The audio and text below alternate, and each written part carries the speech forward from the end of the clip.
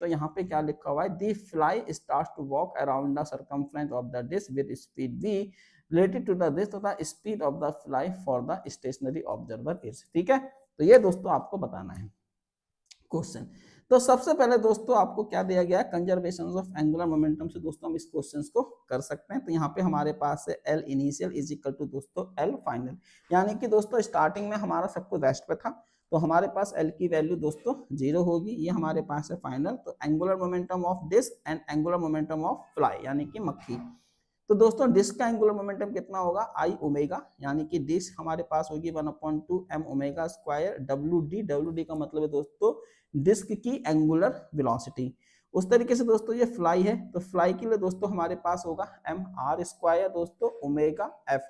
अब दोस्तों इन दोनों को ऐड करेंगे तो यहाँ से हमारे पास एक रिलेशन निकल के आ जाएगा। ठीक है, तो यहाँ से दोस्तों आपके पास एक रिलेशन ये हमारे पास बन गया है। और फिर दोस्तों आप यहाँ पे देखोगे कि आपको क्या दिया गया है, तो ये हमारे पास है the fly starts to walk around the circumference of the disc with speed v related to the disc. तो दोस्तों यहाँ पे अगर आप देखेंगे तो हमारे पास जो स्पीड है दोस्तों हम निकाल रहे हैं किसके अबाउट, डिस्क के अबाउट, तो वो हमारे पास दोस्तों होगा are omega F minus K दोस्तों ओमेगा डी। अब दोस्तों हमारे पास इक्वेशन नंबर 1 है और हमारे पास यहाँ पे इक्वेशन नंबर 2 है, तो हम अपने इक्वेशन नंबर 1 से ओमेगा डी की वैल्यू निकाल के और इसमें हम यहाँ पे पुट कर देंगे। ठीक है ना ठीक है, हाँ ठीक है, तो हम दोस्तों इसमें अपनी वैल्यूज को यहाँ पे पुट कर देंगे। तो ये हो जाएगा v is equal to R omega F plus K दोस्तों दिस पे, ये हमारे पास है। और यहाँ से दोस्तों आपके पास फिर इसमें आपने वैल्यूज पुट करी तो ये हमारे पास कितना आ गया, यहाँ से दोस्तों आपने देखा ओमेगा डी की वैल्यू आपने ये पुट करी यहाँ पे। ठीक है, फिर आपने इसको सॉल्व किया, यहाँ से दोस्तों आपको ओमेगा एफ की वैल्यू मिल जाएगी, ये हमारे पास v अपॉन आर आ जाएगा। तो ये रहा। अब speed of fly with respect to ground, तो वो दोस्तों हमारे पास होगी u और u is equal to R F. तो ये हमारे पास दोस्तों वैल्यू निकल के आ गई ऑप्शन नंबर 3।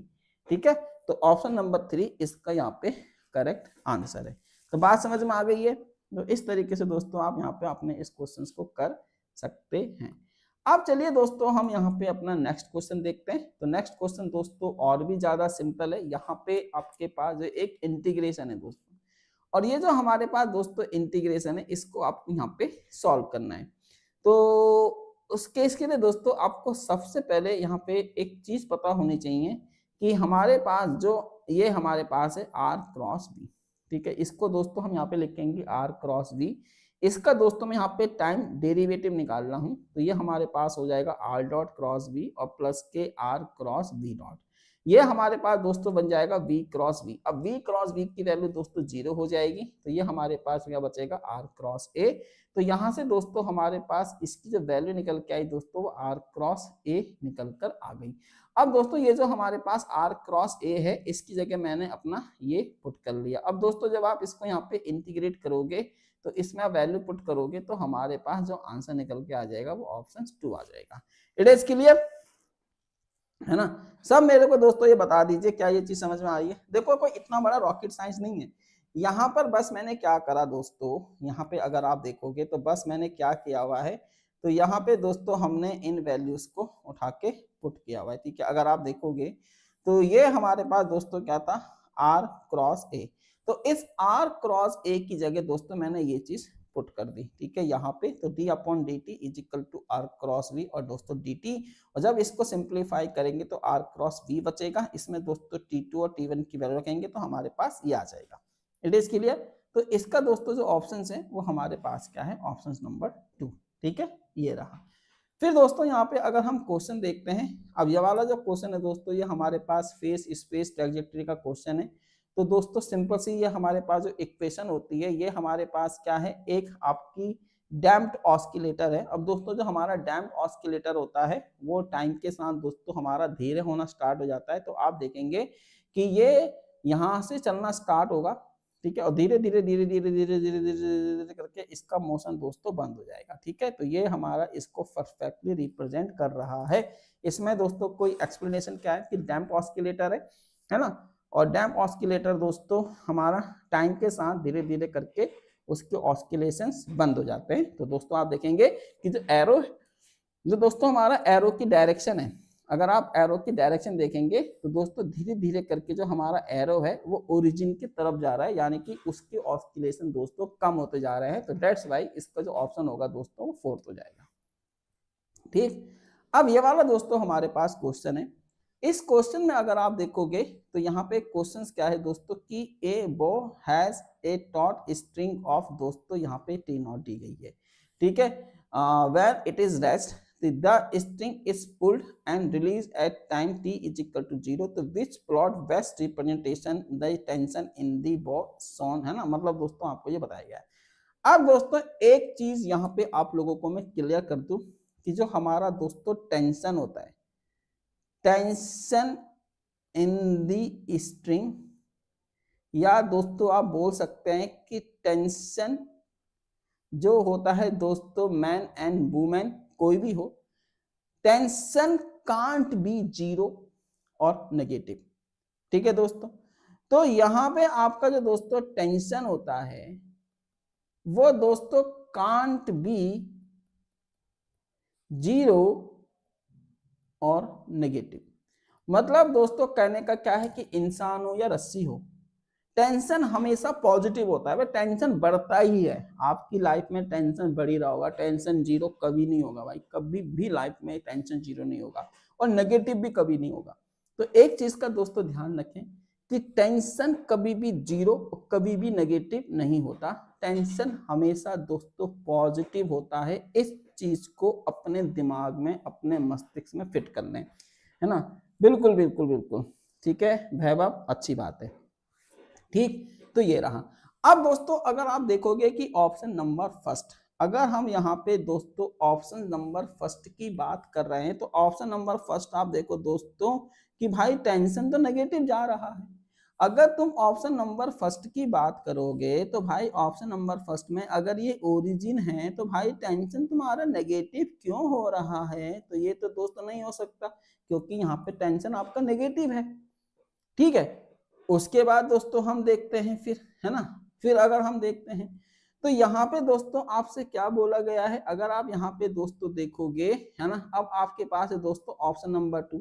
अब ऑप्शन नंबर 2 में दोस्तों आप देखोगे कि जो हमारा टेंशन है दोस्तों, ये हमारे पास दोस्तों आपका टेंशन है, ये रहा दोस्तों आपका टेंशन। मैंने क्या बोला दोस्तों कि टेंशन, है ना, चलो पहले ऑप्शन नंबर 3 की बात करते हैं। भाई ऑप्शन नंबर 3 में क्या बोला, टेंशन कभी भी जीरो नहीं हो सकता। तो दोस्तों आप देखोगे यहाँ पे टेंशन जीरो हो रहा है, यहाँ पे टेंशन जीरो हो रहा है, यहाँ पे टेंशन जीरो हो रहा है, यहाँ पे टेंशन जीरो हो रहा है। भाई टेंशन जिंदगी में जीरो हो ही नहीं सकता।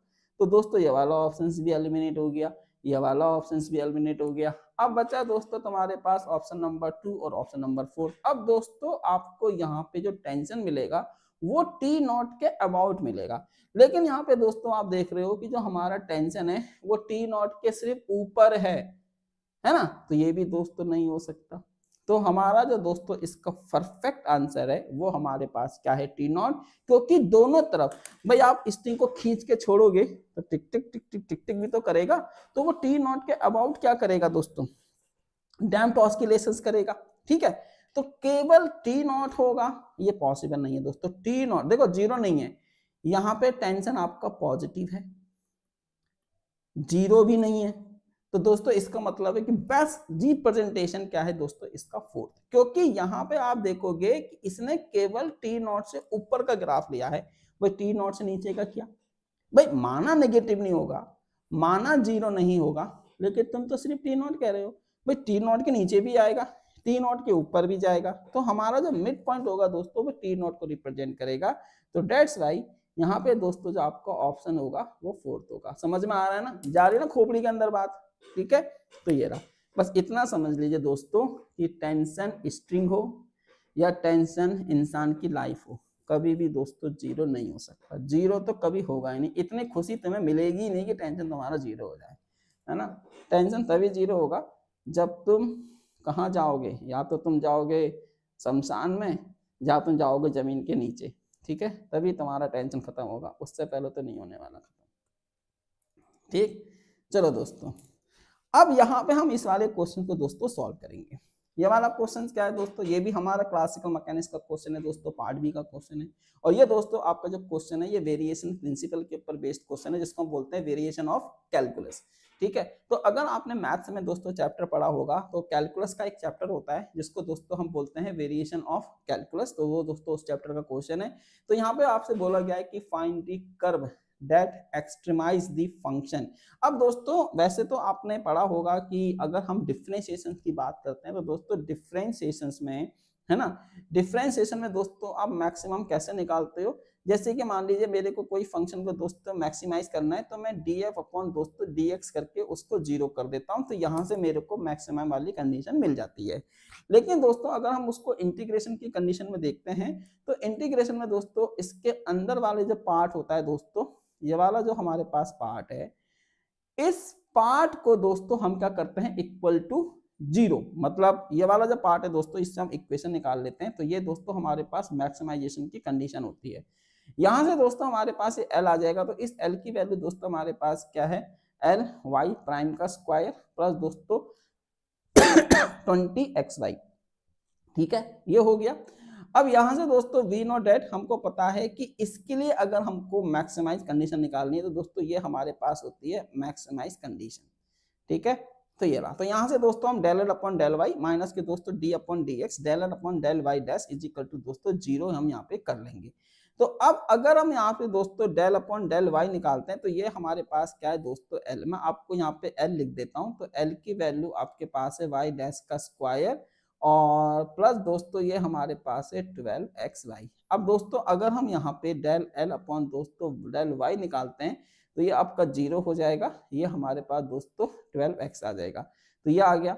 अब दोस्तों अगर इसी इक्वेशंस को मैं y डैश के रिस्पेक्ट में डिफरेंशिएट करता हूँ तो 2x प्राइम आ जाएगा। अब दोस्तों इस इक्वेशंस को इसमें पुट कर दीजिए, तो जब मैं इसको इसमें पुट करता हूँ तो मेरे पास दोस्तों ये वाली इक्वेशन आ जाएगी, ये रही। ठीक है, हाँ हाँ हाँ, उससे भी कर सकते हैं, उससे भी कर सकते हैं, ठीक है, उससे भी कर सकते हैं, लेकिन मेरे सामने डायरेक्ट रिजल्ट था, मेरे को इसकी फॉर्मूला पता है कैलकुलेशन ऑफ वेरिएशन से, तो मैंने इस पे उस पे ज़्यादा दिमाग नहीं लगाया, मैंने यहीं से निपटा दिया। ठीक है, तो यहां से दोस्तों इसको एक बार इंटीग्रेट करेंगे ये आएगा, दो बार इंटीग्रेट करेंगे ये आएगा, बाउंड्री कंडीशन लगाएंगे दोस्तों ये आ जाएगा। ठीक है, तो यहाँ पे दोस्तों इस क्वेश्चन का जो आंसर है वो हमारे पास ये रहा। ठीक है भाई साहब, कुछ चीजें तो मेरे को रट चुकी हैं, है ना, फॉर्मूला देख के ही पता लग जाता है कहाँ से क्वेश्चन आया। तो दोस्तों इस टाइप का जो क्वेश्चन है ना इसको हम बोलते हैं वेरिएशन ऑफ कैलकुलस। तो अगर आपने कैलकुलस में चैप्टर पढ़ा होगा जिसका नाम दोस्तों हमारे पास होता है वेरिएशन ऑफ कैलकुलस, तो ये रहा, कैमरा हो चुका है दोस्तों बंद। ठीक है, यस, चलिए दोस्तों अब हम यहाँ पे अपना नेक्स्ट क्वेश्चन देखते हैं। तो नेक्स्ट क्वेश्चन दोस्तों हमारे पास क्या है, तो नेक्स्ट क्वेश्चन आपके सामने है यहाँ पर, है ना, CMC, यानी कि दोस्तों ये वाला जो क्वेश्चन है ये क्वेश्चन दोस्तों आपका यहाँ पे है क्लासिकल मैकेनिक्स पार्ट सी का दोस्तों क्वेश्चन है।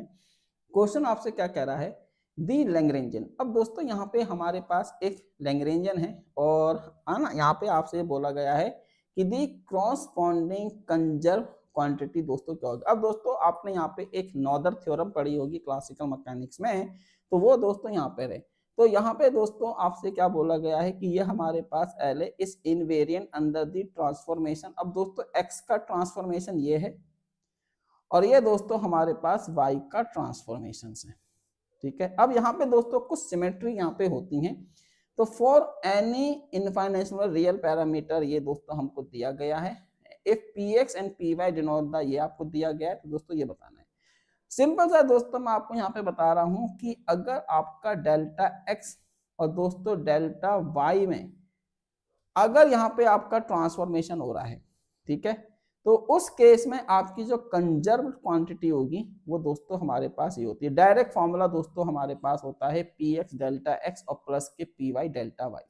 अब दोस्तों अगर आप यहाँ पे देखोगे कि ये हमारे पास क्या है दोस्तों डेल्टा x और ये हमारे पास दोस्तों क्या है डेल्टा y, तो यहाँ पे आपको डेल्टा x की वैल्यू दोस्तों ये दी गई है, ये हमारे पास दोस्तों डेल्टा y की वैल्यू दी गई है, उठा के इसमें दोस्तों पुट कर दीजिए। तो अगर मैं डेल्टा x की वैल्यू दोस्तों यहाँ पे ey रख दूं, यहाँ पे दोस्तों डेल्टा y की वैल्यू ex रख दूं, तो हमको ये मिल जाएगा विच इज दोस्तों ऑप्शन नंबर 2। ठीक है, इस चीज का यहाँ पे आप लोग दोस्तों ध्यान रखो। मतलब डेल्टा एक्स डेल्टा वाई, अगर दोस्तों है ना ये हमारा ट्रांसफॉर्मेशन है, तो दोस्तों उसके क्रॉसपॉन्डिंग जो कंजर क्वांटिटी होगी वो ये होगी। डायरेक्ट फॉर्मूला दोस्तों हमारा होता है, अगर आपने नॉर्दन थ्योरम पढ़ी है तो। ठीक है, ये रहा, सही है। तो इसके जरिए हम इस क्वेश्चन को दोस्तों यहाँ पे देख सकते हैं। अब चलिए हम यहाँ पे अपना नेक्स्ट क्वेश्चन देखते हैं कि हमारे पास दोस्तों जो नेक्स्ट क्वेश्चन है वो क्या होगा। तो यहाँ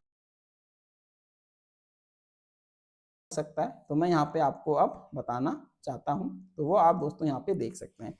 ये क्वेश्चन दोस्तों तुम्हारा स्मॉल ऑस्किलेशन से लिया गया क्वेश्चन है और आपसे नॉर्मल मोड यहाँ पे पूछ रहा है।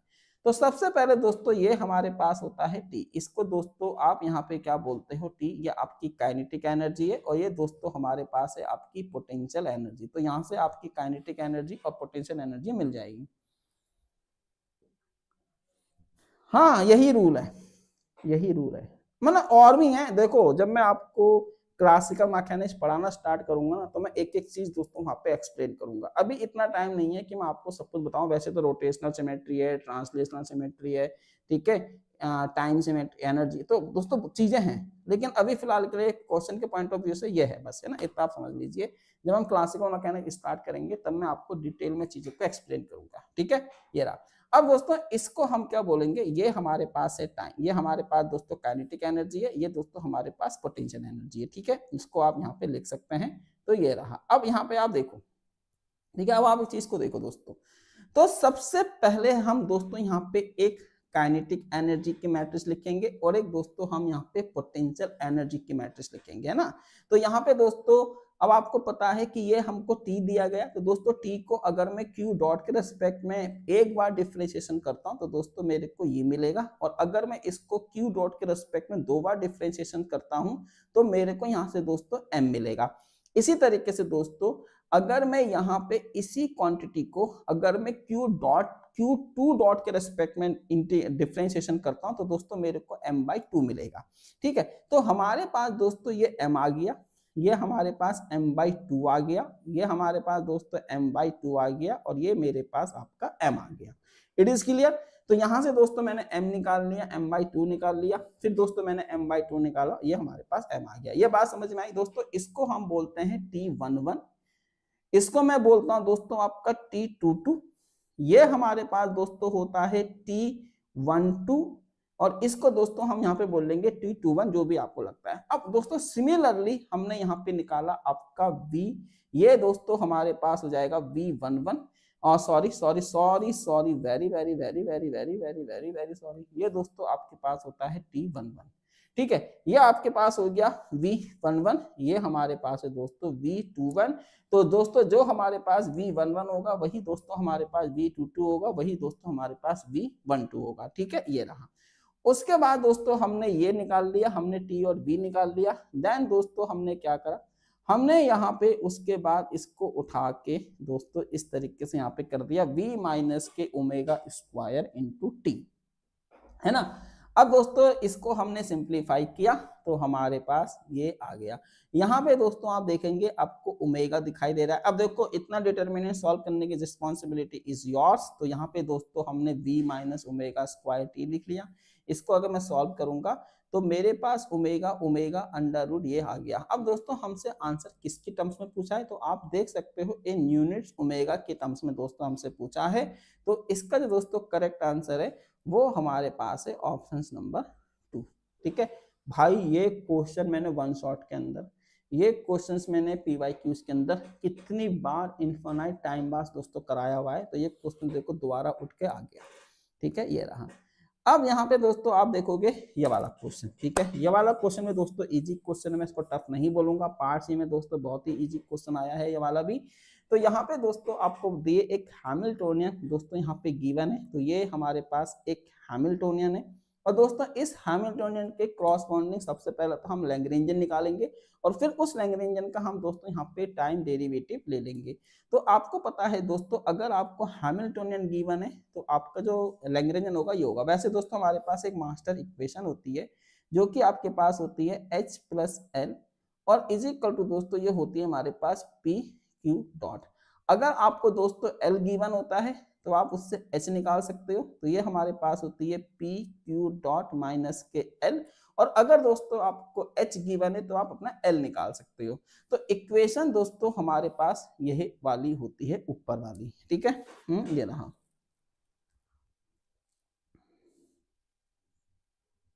नहीं नहीं, मैं पूरा क्रॉस कराऊंगा, मैं पूरा का पूरा सिलेबस कराऊंगा, ठीक है। वो क्रैश कोर्स नहीं हो, पूरा का पूरा सिलेबस होगा। अभी गेट एग्जाम होने दो, फिर गेट के बाद दोस्तों, गेट आपका लास्ट एग्जाम है, उसके बाद ना मैं जेट्स में जाऊंगा ना मैं टिफर में जाऊंगा। मैं अपना है ना मैं अपना कोई ध्यान डेविएट नहीं करने वाला। फिर हम CSA या नेट के ऊपर प्रॉपर फोकस करेंगे।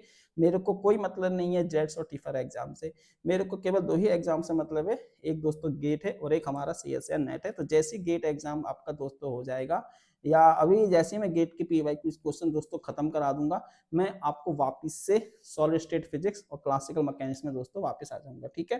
तो वो रहा। अब दोस्तों यहाँ पे आप देखोगे तो सबसे पहले हमने यहाँ पे अपना L निकाल लिया। तो दोस्तों ये हमारे पास L है।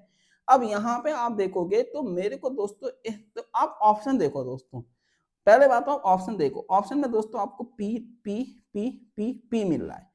तो इसका मतलब है दोस्तों कि मेरे को अपना लैग्रेंजियन P की टर्म्स में बनाना होगा। तो दोस्तों इससे पहले यहाँ से दोस्तों मेरे को अपने इस थीटा डॉट को यहाँ से रिप्लेस करना है। तो दोस्तों अब थीटा डॉट कैसे रिप्लेस हो सकता है? तो आपके पास एक फॉर्मूला होता है दोस्तों कि अगर हम हैमिल्टोनियन को मोमेंटम के रिस्पेक्ट में डिफरेंशिएट करते हैं तो दोस्तों हमको क्यू डॉट मिलता है। वही चीज दोस्तों मैंने यहाँ पे करा है कि जब हम इसको पी थीटा के रिस्पेक्ट में दोस्तों इंटीग्रेट सॉरी डिफरेंशिएट करेंगे तो हमको ये चीज यहाँ से दोस्तों मिल जाएगी। यहाँ से हमारे पास थीटा डॉट की वैल्यू आ गई है। अब इस थीटा डॉट की वैल्यू को उठाकर दोस्तों मैंने यहाँ पे पुट कर दिया। तो दोस्तों मैंने यहाँ पे इसकी वैल्यू को पुट किया तो मेरे पास दोस्तों ये आ गया, मेरे पास दोस्तों ये आ गया, और मेरे पास दोस्तों ये है। अब इसको अगर मैं सिंप्लीफाई करता हूँ, ठीक है, अगर दोस्तों हम इसको सिंप्लीफाई करते हैं तो हमारे पास L की वैल्यू दोस्तों ये आ गई। अब मेरे को क्या करना है दोस्तों, इसको T के रिस्पेक्ट में डिफरेंशिएट करना है। तो दोस्तों मैंने यहाँ पे इसको T के रिस्पेक्ट में डिफरेंशिएट किया।